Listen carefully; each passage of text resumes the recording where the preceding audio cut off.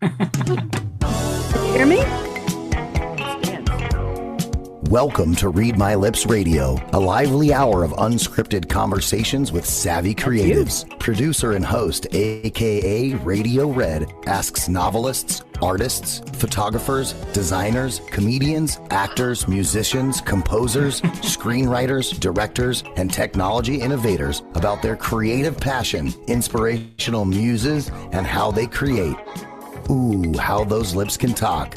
Now, here's akaRadioRed. Thank you very much for bringing me on the air. That's the voice of Ryan Treasure, bringing me on the air for so many years. I do a shout out to everybody out there. And we have another engineer with us today. We have Jordan Henson, who is here getting us on live on the Voice America Media Empowerment Channel. I'm akaRadioRed, and where else would I be? It's Monday, for goodness sake. I have a wonderful panel today, but before I introduce them, and I have a gift for each of my guests.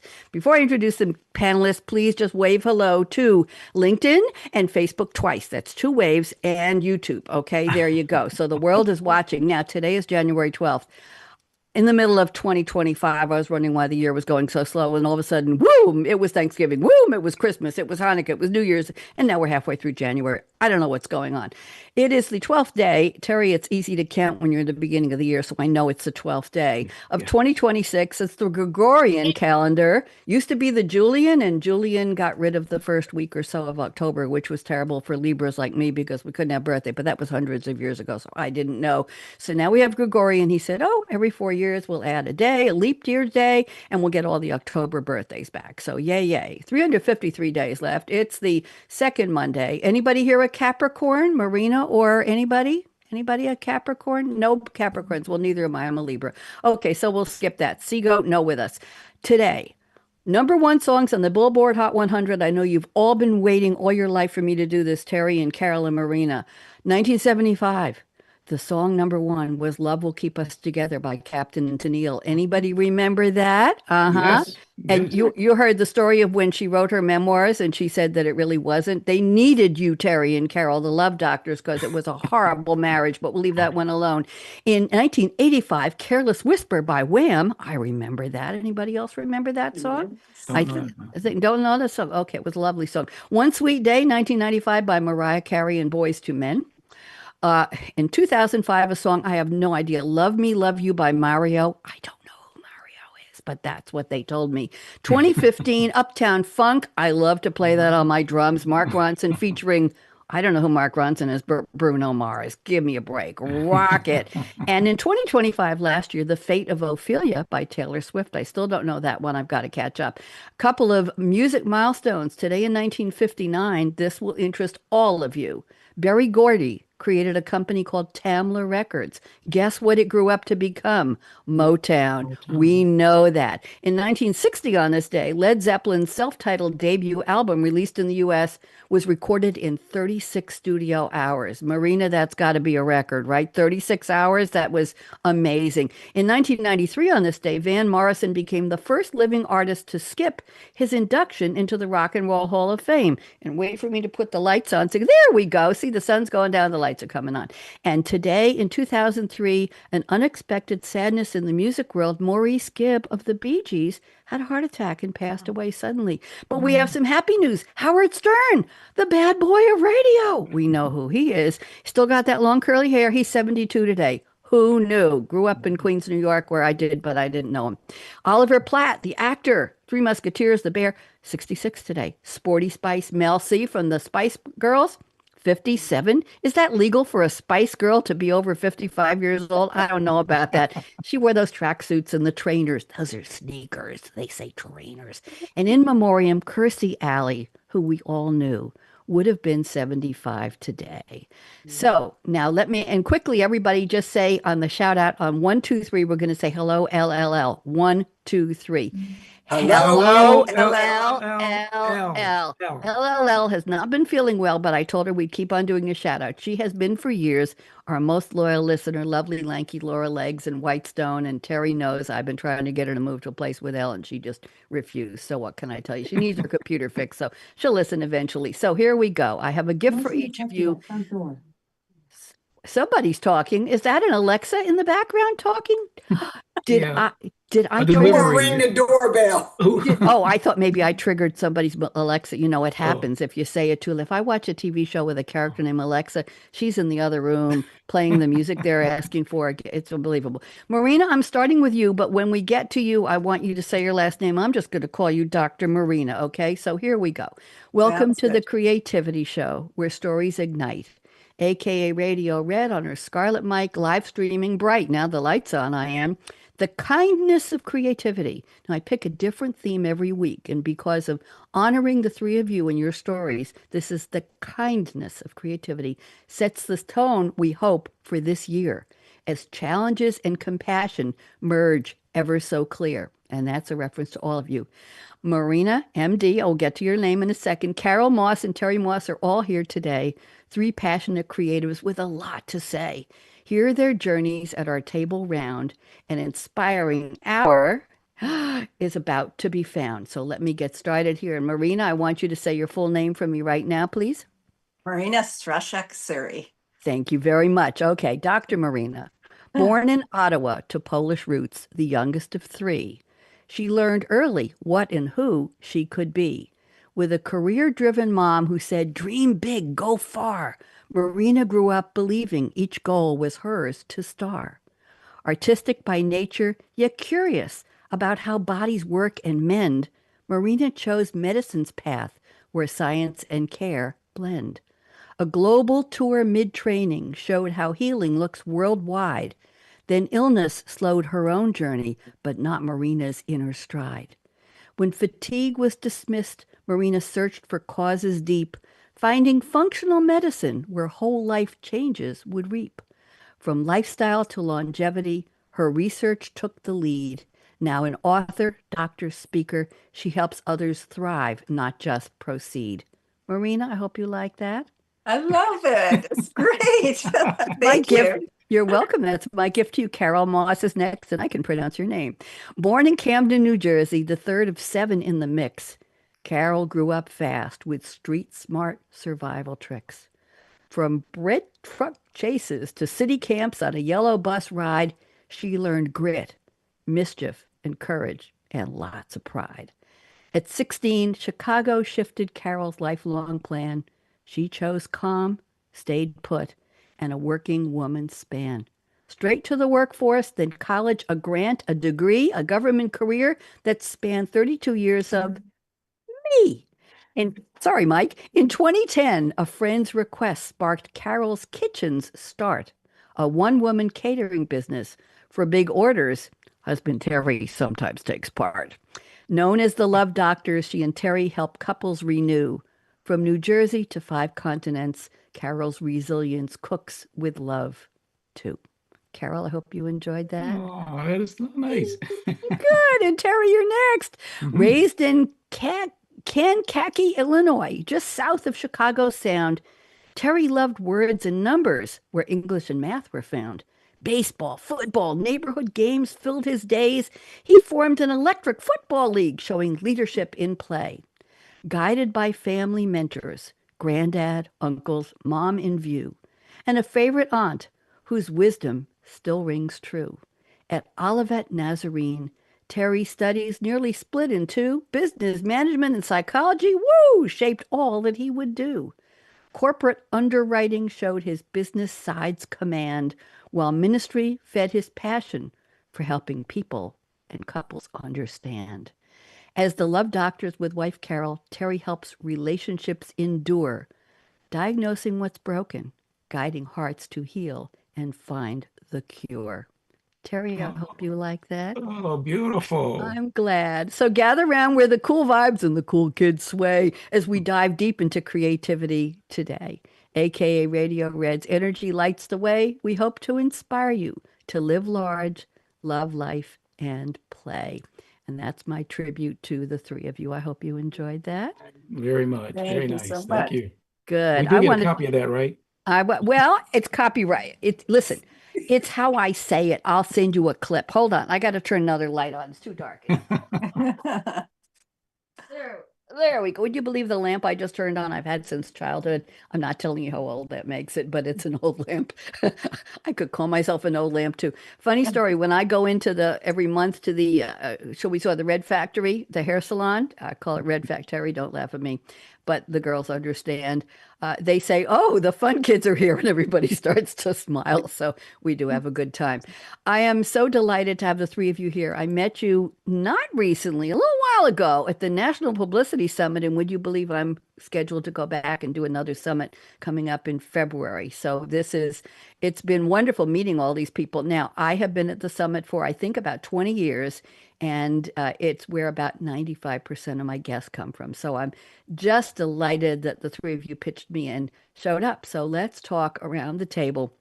Marina, I'd like you to spend a couple of minutes filling in some blanks for us. My 12 line, three stanza, there we go. My three stanza introductory rhyme, I don't call it a poem, just a rhyme, just touched a little bit on who you are and what you do. So would you like to tell us a little bit more, please? I'm going to put you on speaker view. Marina, welcome. Sure. So I'm an OBGYN. I've been in practice for over 30 years in Ottawa, Canada, where I grew up. I left many times, but I came back just as many times and eventually settled here very happily. So my husband, I met during internship in Toronto. So he's a doctor too. Very busy doctor, so we're a busy family. And in fact, my daughter also went into medicine, but she's in the United States, in New Jersey, and finishing her residency in emergency medicine.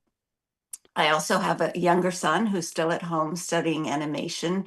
He's the artistic one in the family, having to deal with the three doctors, which can be a little trying, I'm sure. And what can I tell you? In the last 2 years, I've been writing a book, which is coming out hopefully in the next month or two. It's The Last Details. It's a book on optimizing fertility naturally, which was actually initiated because my daughter, when she graduated from medical school, she asked if I would pay for her to freeze her eggs because she was getting concerned that she was delaying pregnancy, as many young professional women are these days. And that got me thinking, because I thought, well, you don't really want to do that when you're stressed and tired, which she has been for the last number of years. So I started researching what lifestyle changes could actually impact egg quality. And it ended up turning into a book, which is my most recent creative project. Very, very interesting. And I'm assuming you'll market your book to families in that age bracket or older adults who might have children who would benefit from it. So you're looking at multi-demographic cohorts. Am I right, Marina? Absolutely. And I'm also going to market it to physicians because I feel like they don't have a lot of time to counsel patients, and these are important things to talk about. So I'm hoping that physicians will recommend it to their patients who might be interested. Very good. You've got a broad path ahead of marketing. Just a quick question. Are you planning on a video book trailer? Because a lot of authors are doing those today. Do you have any thoughts about that? Well, that's an interesting thought. I have never thought of it. I did do a short video sort of introducing myself. I don't know if that's exactly what you mean. It is talking about the book, so maybe you've already done it, actually. Maybe. Book trailer is where you might not necessarily be on screen, but you would have a picture of the book and you would narrate what the book is about and for whom it's intended and a little bit about your background, and you could show the cover and you could show it's just a trailer. They're usually about 60 seconds. Somebody just sent me one today when somebody was pitching me on LinkedIn today, and Mhm. she said, I'm going to sent me the link to the trailer, and but it was her narrating it. And Okay, a lot of authors are doing. We could talk about that after. sure. Dr. Marina, with respect, my dad was a radiologist back in the day of the old-fashioned radiology studios, uh, practices, offices, and yes, all interesting. And my daughter is an MD. She's a pediatric GI specialist. Wow. Yeah, and she's now a consultant. She gave up face-to-face practice, clinical, and she's now a consultant. So very, very. And my mom was a nurse. And funny story, my mom was a nurse when my dad, who was an MD, was in the hospital having his thumb operated on, and she was taking care of him. And they, yes, and they ended up dating and falling in love and marrying after he. Yes. Anyway, interesting story. Thank you very much, Dr. Marina. I have great respect for what you do. And speaking of respect, I have respect for. I have a married couple here on the show, and I had to put them in separate rooms. And I was like, why can't we be in the same? Because I want to be able to show your gorgeous faces when you speak as individuals. So Carol is here as Carol Moss, and Terry is here as Terry Moss. And we're going to go find out more about each of you. Carol, I'm putting you on speaker view. I'm delighted to have you here. I love the dress, by the way. Are those kisses? Are those lips on the dress there? These are lips. I had to represent you well. It's like your lipstick attacked my shirt. Oh, I'm sorry. No, I'm not. See, the lipstick is behind me. I've got it all over the place. Carol, we need you to get closer to that microphone. We want to hear you better. I'm putting you on speaker view. Why don't you fill us in a little more? I want to know about Carol's kitchen and a little more about how did you meet this handsome man? I know. I miss you, babe. Oh, the separation. Oh my gosh. He's just in the other room. Control yourself, Carol. Go ahead. Oh, I love your introduction. Yes, I am Carol Moss and was raised with it was seven of us, single parent in New Jersey. I did go to the Chicago area at the age of 16. I went to visit my dad for the first time in the Chicago area at the age of 16 because I spent my youth years going to camp, like on the yellow bus. But once you obtain age 16, you're no longer eligible for that camp grant. So you either have to become a leader or you're out. So I decided that summer that I'm going to go visit my father for the first time in Chicago by myself. So exciting that I stayed. So at the age of 16, I left my mother's house in the New Jersey area with my siblings, and I moved in with my father in the Chicago area. One of the best decisions that I know that I could have made at such a young age. So I continued school there, graduated from high school, did some college, and then I started a career right out of college with the government, and I stayed there for over 32 years until I retired. So through that path, I did have my first child at the age of 21, which he was born with special needs. So then I found myself being a single mother with a young child with special needs. So in that path, I ended up years later getting married. I married one of my high school friends, and I think we would have been better off as friends. But out of that marriage, I had two more children. So I had a daughter and another son. So I found myself again as a single mother raising three children because that marriage ended in divorce. He decided that he wanted to take a different path that I was on. And so we no longer were able to meet in the middle. He went his way, I went my way, continued with my career, raising my children, trying to be the strong, independent female that I consider myself to be. And on that journey, I've always then had a heart to be married. So in 2006, this wonderful gentleman contacted me via email and asked me out. Another second best decision of my life was saying yes. So I went out with Terry. I went to the date out of curiosity, and I left with, is this a possibility? So from that first date, then it was not too many months after that we were married. So 6 months, was it 5 months or 6 months later, we were married, and it's been almost 20 wonderful years. Wonderful. Yes. What a story. The story is creative. The way you've found challenges have found you, and you found ways to make things work. And I'm going to go back to my theme for today's show.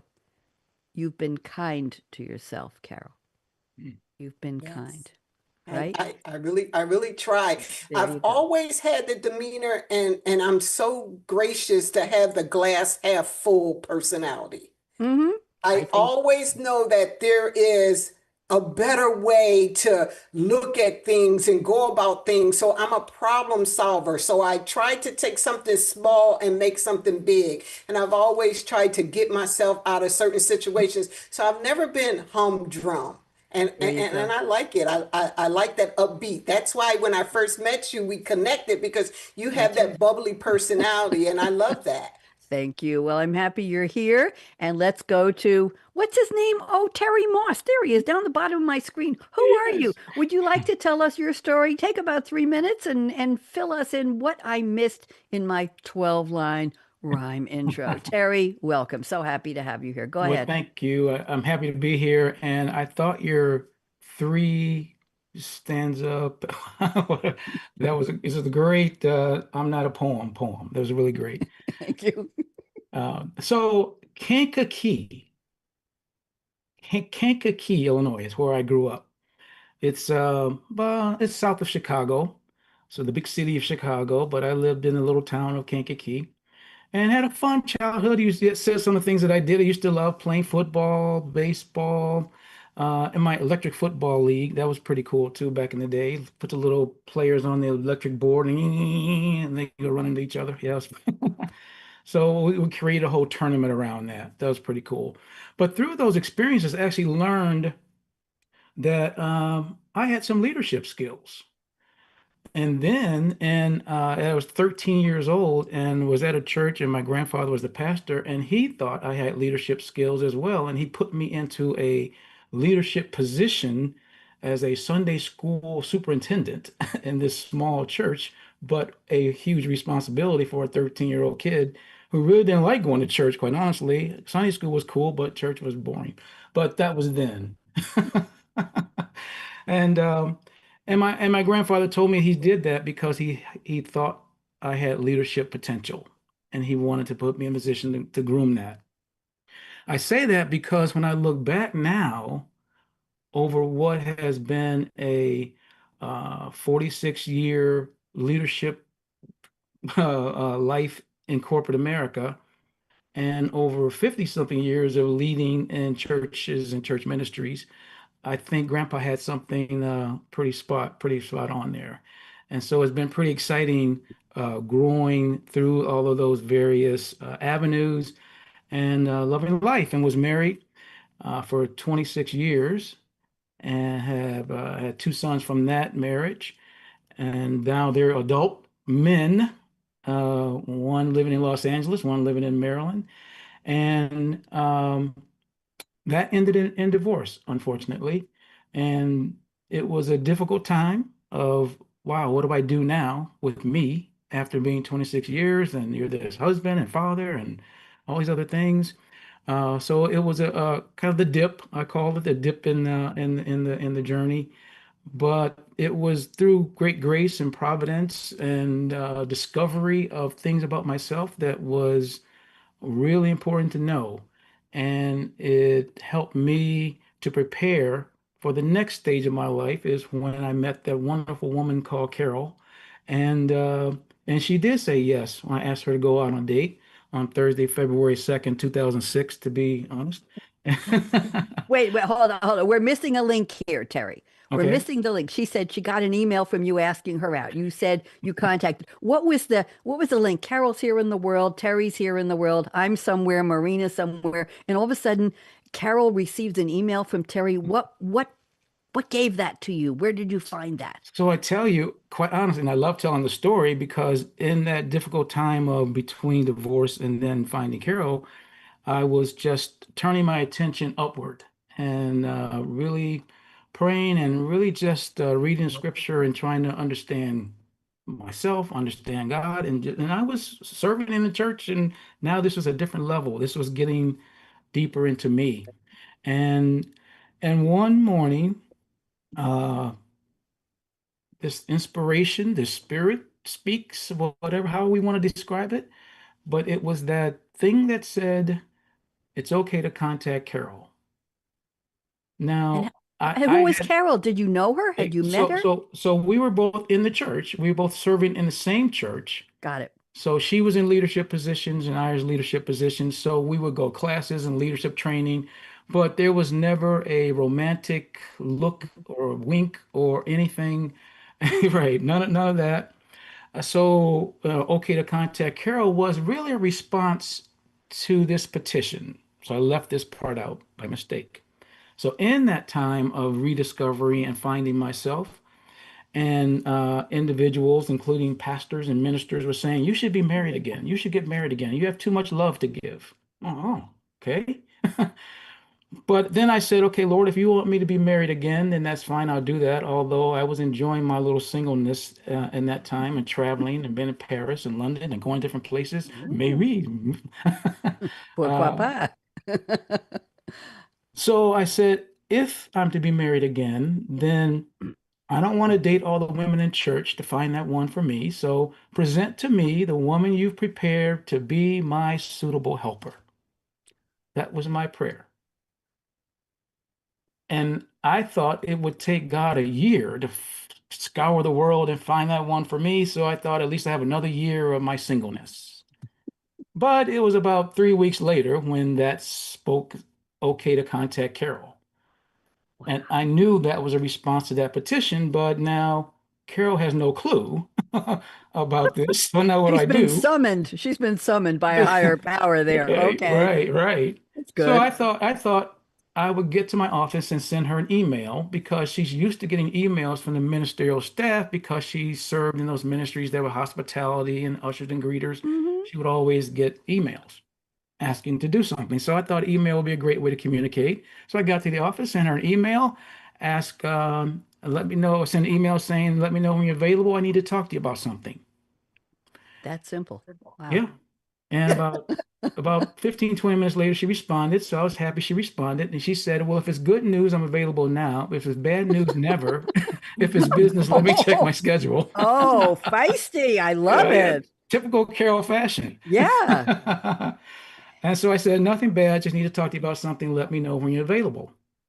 That later in the afternoon, we talked on the phone and I stalled for a while and then finally got to with my heart pounding. I said to her that, I'm coming to a particular end of a season of my life and your name has been given to me as someone I should get to know better. So I would like to know if I can take you out to dinner sometime so I can get to know you better. Terry, that is so classy. But thank you. So, Marina, you agree? That's Yeah. probably one of the classiest non-pickup lines I've ever heard. It's like, hey, baby, I'd like to get Right. to. Yeah, but the way you said it to us, I want to move on. I'm loving the story. Thank you so much. Thank you for Very, asking. very well. That's my pleasure. I want to get to know each of you a little bit better. I wish we had hours and hours, but we have a lot to cover. So Mhm. thank you for providing that link. I was missing that the dotted line from you to the email to Carol, who said yes to dinner. We know that. Okay. We have got a lot more coming from both of you. So let's go to the part of the show where I've asked each of you to send me a fictional quote from a fictional character in a movie or TV show or a song lyric. And you did. And I'm going to read the quote with a little bit of background on it. And I'm starting with you, Dr. Marina. And I would like you to take 2 or 3 minutes and tell us what this has to do with your creativity. And I think I know, but I'll start anyway. So the quote you've given is from a character played by Tim Curry. The character was Dr. Frank Unfurter the Rocky Horror Picture Show from 1975. I'll call classic. The line I'm about to read, well, the line is the part of the iconic musical number, Don't Dream It, Be It. And the line you've sent is Don't Dream It, Just Do It. It became an anthem for self expression, authenticity, and fearless creativity. And I have to tell you, Marina, it opened to only modest box office results. The Rocky Horror Picture Show became the longest running theatrical release in film history with $140 million worldwide over decades through midnight streamings and screamings, probably, and audience participation. It was inducted into the National Film Registry in 2005, and this was Tim Curry's breakout performance, launched his career. So there you go. So don't dream it, just do it. Dr. Marina, I'm putting you back on speaker view. Would you tell us how you picked this, where you found it, and what this means for your creativity? Go ahead. So I was in high school when this became a cult classic, and it just brings back great memories for me. And that's basically, I mean, I didn't want to advertise Nike and say just do it, but it's really something I believe in, because I get an idea and I chase it, and that's what gives me fulfillment and happiness. And I'm still doing that and plan to continue doing that. That's lovely. Thank you very much. I appreciate the quote. Yes, you're right. It was close to that other quote. There we go. Carol, I'm going to let you say the quote after I give some background to it, because it is in dialect and it's something I wouldn't do well. And I think you understand where I'm coming from, dear. I let you have it, but here we go. So the character who says this is a character named Shug Avery, played by an actress named Margaret Avery. The musical, The Color Purple, an epic period drama, not a musical, directed by Steven Spielberg, based on Alice Walker's 1982 novel. It set a record at the time because it got 11 Oscar nominations but didn't win any. Interestingly, it's recognized as a landmark film for its portrayal of Black womanhood, resilience, self-discovery, and it also was selected for preservation in the U.S. National Film Registry. Shug Avery, portrayed with magnetic confidence, emotional depth. She embodies sensuality, truth-telling, and her declaration of marriage, which is about to be in the quote Carol's going to read, is a moment of self-definition, bold, joyful, and unapologetic. And I didn't know this, but Margaret Avery, the actress, was also a trained singer and stage performer. I didn't know that. And she was nominated for an Oscar for Best Supporting Actress. So, Carol, why don't you give us the quote? I'm putting you on speaker view, and tell me, like we couldn't guess, what this has to do with your creativity. Go ahead, Carol, all yours. All right. She says, "I's married now. I's married." Okay, tell me the story. How did you pick this quote for your creativity quote for the show? Go ahead. I love that because I was a single parent for about 14 years, raising kids. I had a very nice group of friends always around, and I spent a lot of time with them. We would always go out, exercising, but I had a desire for a husband. So I used to tell them, when my husband comes to me, and I am married, I am no longer going to be hanging out with you guys. We done had 14 years of fun. I need me a husband now. So once I was married, I used to always tell them they want to go out. I'd be like, "I was married now." And we didn't get to the love doctors part. We'll get to that in a little while, but I want to know how you use that. I won't use the word sanctity of marriage, but preservation or kindness or understanding. There's a couple words in some of your creativity statements we're going to bring up, Carol, that I have something to say about. Thank you very much for that. I knew you would do a great job reading that quote. I just couldn't have done that. So there you go. Terry has picked a quote from Jimmy Dugan, played by Tom Hanks. Movie is A League of Their Own, 1992 sports comedy drama. I love the way they string the genres together. It was sports, yes. It was comedy, but it was a drama too. And I think those have a hyphen in them. A League of Their Own was a box office hit. It earned, now this is back to 1992, Terry. So that's 34 years ago, $132 million worldwide. I didn't even calculate what that'd be worth today. Yeah. It's a beloved classic, another classic for its celebration of, here we go, perseverance, teamwork, and women's sports. Also selected. What did the three of you get together and pick 3 movies that were selected for the preservation in the film? I don't think I've ever had guests who all picked National Film Registry movies. I'm sorry. Jimmy Dugan's blunt wisdom and humor capture the heart of the film. Growth comes from effort, resilience, and showing up when it's tough. Tom Hanks, we know that. The two-time Academy Award winner for Forrest Gump, yes, in Philadelphia, has starred in iconic films, comedy, drama, history, and all together in one movie. He's often cast as the moral compass and heart of a story. And what's interesting, I think you all know this, is the movie was inspired by the real life All-American Girls Professional Baseball League, spotlighting women athletes during World War II. So here's the line Terry has selected. The hard is what makes it great. Okay, resilience, persistence. Terry, how did you find this one? And all the movies in the world you could have picked, how did you find this line? Talk to me. What does this have to do with you? I know it's well, it is what you just talked about, perseverance and things like that.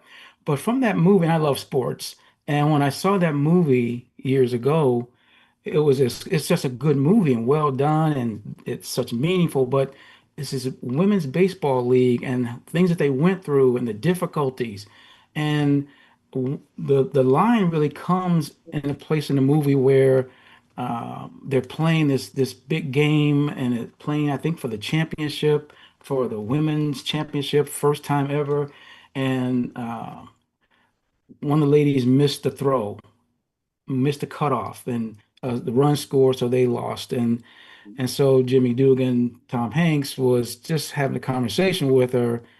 Uh, and actually, no, that wasn't where that line came from. I beg your pardon. It actually came, no, it came from that movie, but Yeah, it's a yeah. different part of the movie. Okay. And it's where Dottie, who was leaving, she was like the main star or main best player, and she was not going to come back next year. And because she was trying to go home with her husband and have a kid, right? And she just said to him, "It's sometimes it just gets too hard." And that's when Tom Hanks, Jimmy Dugan looked at her and said, "The hard is what makes it great." And I often think about that when I'm going through difficult things or when it's something that's hard to figure out or just like I'm getting too old, I can't do this anymore kind of thing. And I realize sometimes it's just too hard, but I feel like in the way I say it, it's the hard that makes it great.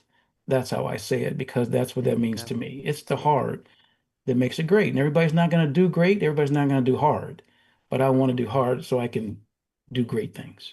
Another word for that is challenge. Another word Mm. for that is roadblocks or that mountain to climb, right? Marina, Yeah, you had a challenge. You yeah, accepted the challenge, Marie, Dr. Marina, of finding out how to help your daughter and other people looking for that answer, right? yeah, yeah. And Terry and Carol were faced with challenges, and I have too, but that's not, we're not going to talk about my life right now. But I think we've all, Carol, I'm still single after divorcing about 35 years ago, but I've Mm. had a couple of opportunities and a lot of emails, Terry, Oh, I'm sure. and a lot of dinner dates, let me tell you.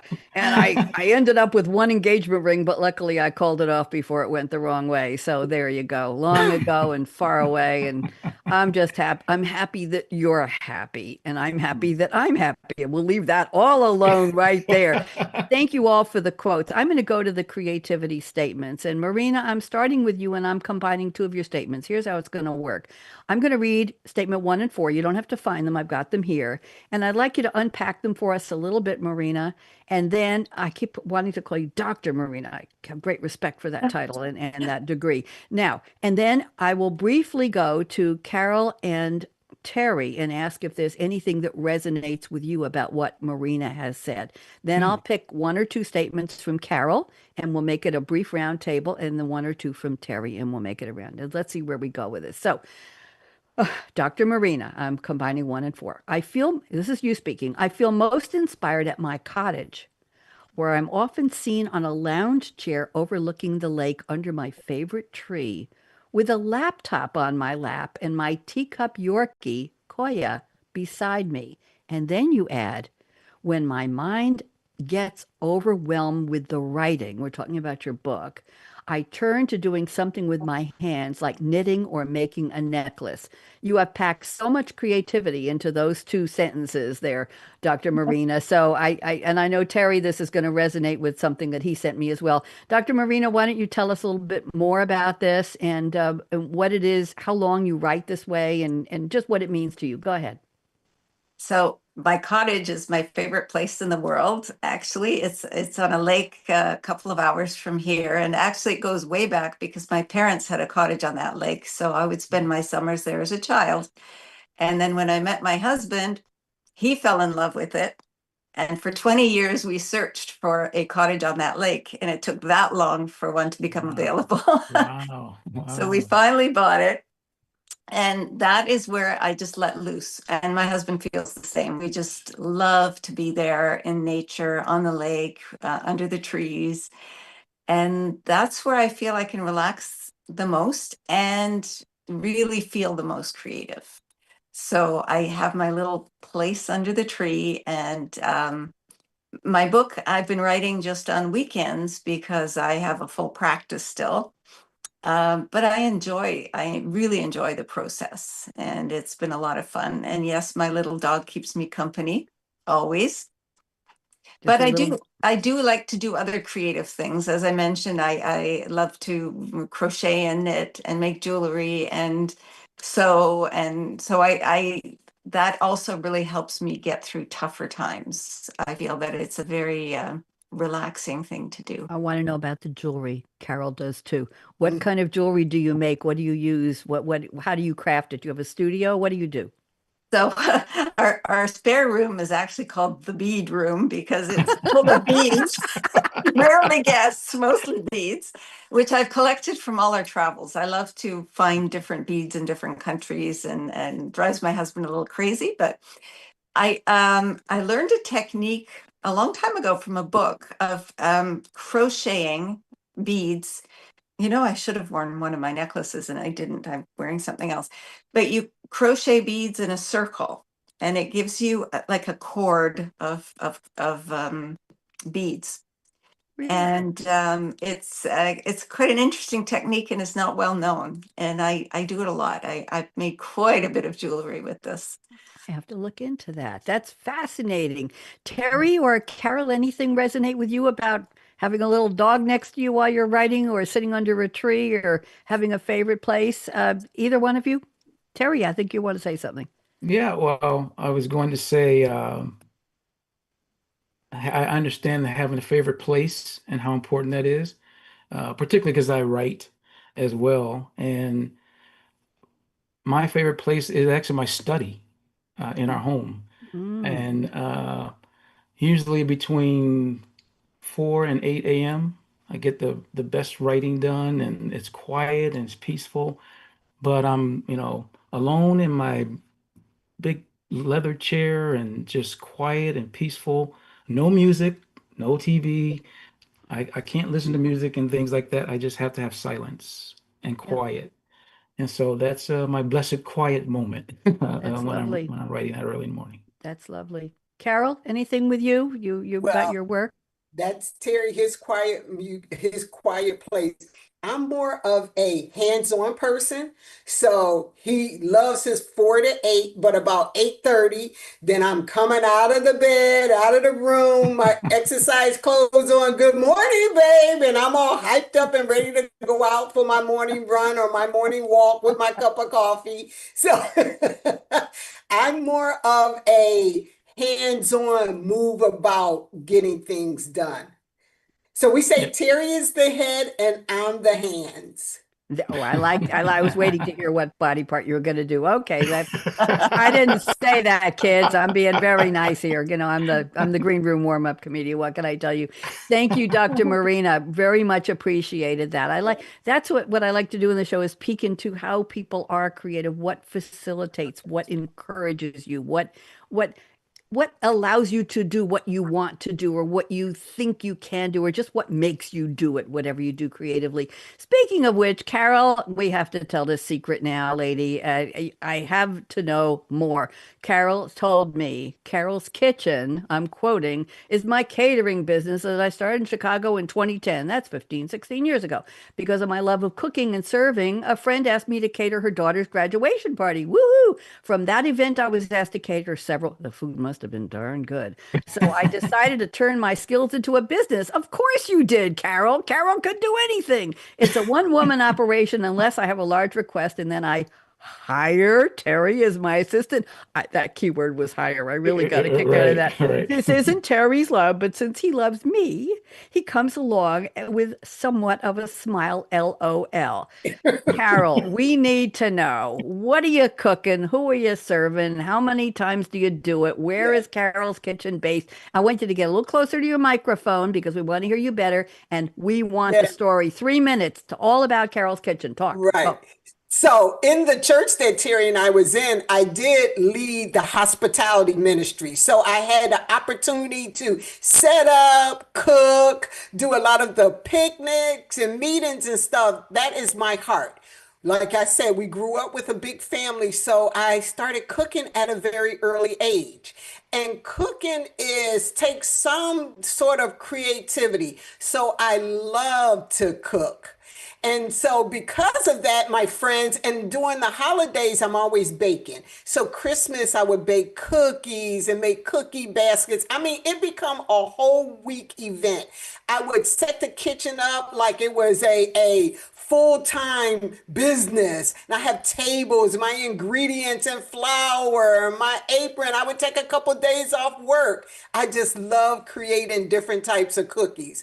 And so from that, my friends would bring their basket every year to get their basket filled up with Christmas cookies. So from that, my friend asked me her daughter was graduated, would I cater her graduation party because she was a part of our church too and know that I love to cook and serve. So I said yes. And from that, several people that was at the event then asked me, would I do a baby shower and would I do small little events? So it started growing from there. So I'm like, we're going to turn this into a business. So in the Chicago area, I did quite a bit because I had my license. But once I moved to Florida, I no longer was able to use Illinois license here. And because of the weather, it's more complicated. Plus, I'm older and I don't have the same team that I had in the Chicago area. So I'll do small little events here. I think last year was it 2024? I did the biggest event here in the Florida area for 200 people. And that's when I had to hire Terry. And he's like, because he used to tell me back then, I am not a part of your ministry and I am not a part of your catering business. But because he loves me, he comes along. We'll go shopping and he'll serve and he has to wear his apron and everything. And I make sure that he keeps everything cleaned up. And so, yes. That's a riot. Terry, what is your favorite thing that Carol cooks or provides at these events? Does she have one special dish or one special cookie you love the most? Well, her cookies, I love her chocolate chip cookies with walnuts or almonds, or not almonds, pecans. And favorite food, because I like fried chicken, I like her fried chicken, but she really does a lot of things really well. I'm trying to Good. think if there's anything in particular. You can say because you're next. Dr. Marina, do you cook? Do you have a love of food? Do you have anything you want Carol to cook for you if she catered tomorrow? What would you ask her for? I'd love to try her fried chicken. Ooh. I unfortunately am not a cook. I never learned how to cook, and it's too bad. I wish I knew how. I don't know if it's too late for me, or No, it's I'll not wait too till I late. retire. It's never too late. You can always learn. Yes, I used to bake only from scratch, Carol, and recently, a couple of years ago, somebody turned me on to Krusty's muffin mix, and it's very very good. But did you know that in the 1950s, home baking got to be very popular, but the mixes had everything in them. And apparently, American women were very offended that they couldn't add fresh ingredients, and they felt like their creativity was being robbed from them. So the Oh, baking wow. companies, I did a lot of research on this as part of another show. It was just something I was talking about. And apparently, the baking companies decided to then not put the eggs in, not put the oil in, not put the butter in, so it wasn't homogenated, whatever you want to call it, hydrogenated. So the fresh ingredients, and American women said, we want to add fresh ingredients to our baking. So that's why when you buy a cake mix, Betty Crocker, Duncan Hines, Krusteaz, you have to add fresh ingredients. That's where it came from. So American women said, don't show us everything in the box. We want to be part of the process. I got a real kick Mm. out of that. So what I've decided to do, instead of putting them in little muffin cups, and I have the pretty little ones, the foil ones, the ones with polka dots on them, I Mhm. put it in a loaf pan, and Mm. it comes up really high and makes a crust on top. And then I had from the bakery in my supermarket, I bought a babka. I don't know if you know what babka is, but it's an 9 by 5 type of a cake. Mhm. And the babka wasn't that good, but I decided to make my own. So I put the chocolate chip mix in. I add extra dark, not semi-sweet, but dark chocolate chips, a little bit of extra water. It rises a little high above the pan. I put parchment paper into the glass baking dish.